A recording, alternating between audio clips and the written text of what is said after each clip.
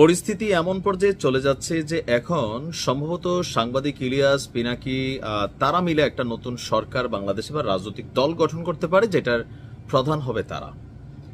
কারণ আওয়ামী লীগ, বিএনপি এবং কি বর্তমান যে ইন্টারিম গভর্নমেন্ট আছেন তাদের বিরুদ্ধে জামাতের পক্ষে এখনো তাদের অবস্থান আছে। তবে কখন যে আবার এটা উল্টায় যায়। তবে পিনাকি দাদা কিন্তু পুরান খেলোয়াড়। জামাতের যারা মুক্তিযুদ্ধের ইস্যুতে বা রাজাকার ইস্যুতে যাদের ফাঁসি হয়েছে যুদ্ধাপরাধের দায়ে, সেটার কিন্তু একজন মূল খেলোয়াড় পিনাকি দা, যদিও তিনি এটার জন্য সরি বলছেন, ক্ষমা চাইছেন। যাই হোক, এখন সাংবাদিক ইলিয়াসদের সাথে এই ইন্টারিমের হঠাৎ করে ভেতরে ভেতরে কি হলো, কিছু তো একটা হচ্ছে। কারণ যেই ভাষায় সাংবাদিক ইলিয়াস ডক্টর ইউনুসকে মেনশন করছে যে ইউনুস মিয়া, আপনি শব্দটা বুঝছেন, ইউনুস মিয়া আর সহ্য করা হবে না, তোমার পছন্দের কিছু লোকজনকে লুটপাটের সুযোগ করে দিয়ে একটা বিপ্লবকে ধ্বংস করে দিবা, আর আমরা চুপ থাকব, মনে করার কোনো কারণ নেই, একটারেও শান্তিতে থাকতে দিও না। অর্থাৎ দেশে অশান্তি তৈরি করবেন সাংবাদিক ইলিয়াস এবং পিনাকিদা।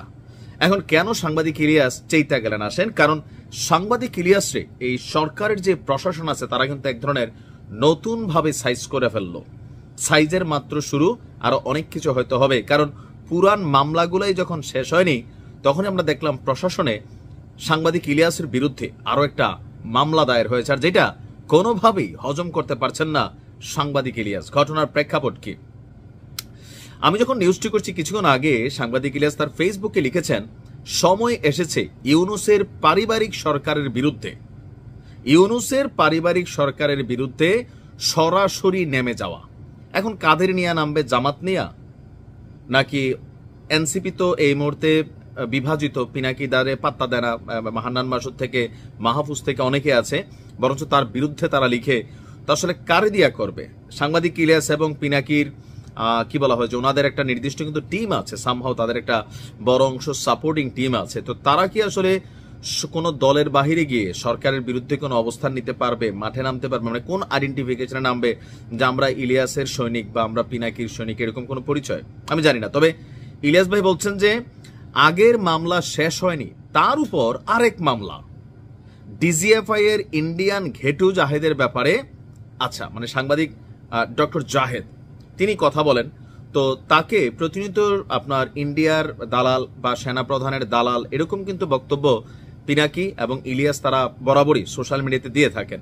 তো সেইখানে লিখছেন যে ডিজিএফ এর ইন্ডিয়ান ঘেটু জাহিদের ব্যাপারে ফেসবুকে লিখেছি, আমি তাকে নিয়ে ভিডিও করব আর তাতেই মামলা করা যায়। বাহ! অথচ প্রথম আলো কুকুরের ছবি দিয়ে আমাদেরকে ঈদ মোবারক জানায়, তাতেও মামলা করা যায় না। এসব বালসাল করে কি লাভ হবে? এরপর তিনি একটা ছবি এখানে কানেক্ট করেছেন, যেটা মেট্রোপলিটন ম্যাজিস্ট্রেট শেরেবাংলা নগর আমলি আদালত ঢাকাতে তার বিরুদ্ধে যে মামলাটা হয়েছে, মামলার বাদী হচ্ছে নাসরিন আক্তার। এটা হচ্ছে ডাক্তার জাহিদুর রহমানের সম্ভবত স্ত্রী, স্বামী ডাক্তার জাহিদুর রহমান, তারপর হচ্ছে তার ঠিকানা তিনি দিয়েছেন।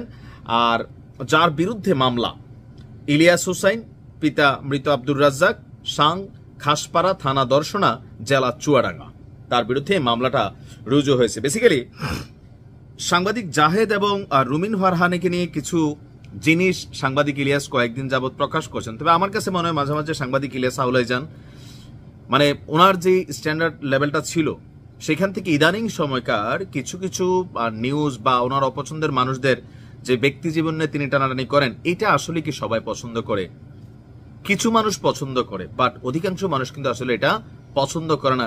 কিন্তু সাংবাদিক ইলিয়াস এই কাজগুলা করছেন কোন সেন্সে তিনিই ভালো জানেন।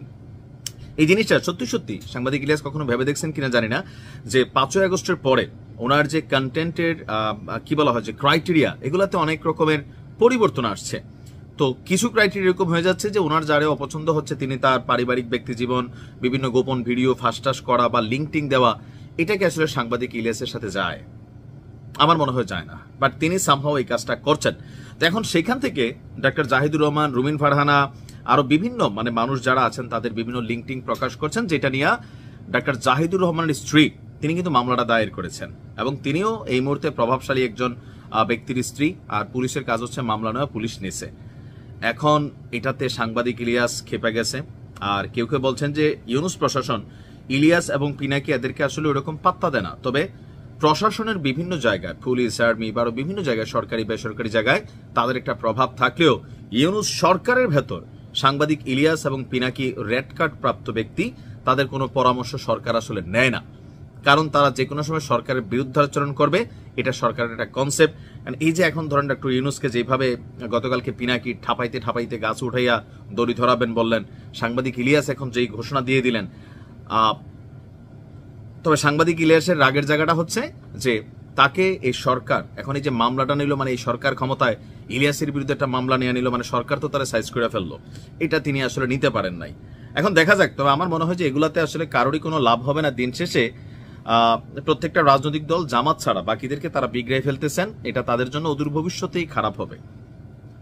এখন তারা তো অনেক জ্ঞানী মানুষ, আমাদের থেকে অনেক জনপ্রিয় মানুষ, ভালো বোঝেন, আমরা তো বুঝ দেওয়ার ক্ষমতা নাই। ভালো থাকুন।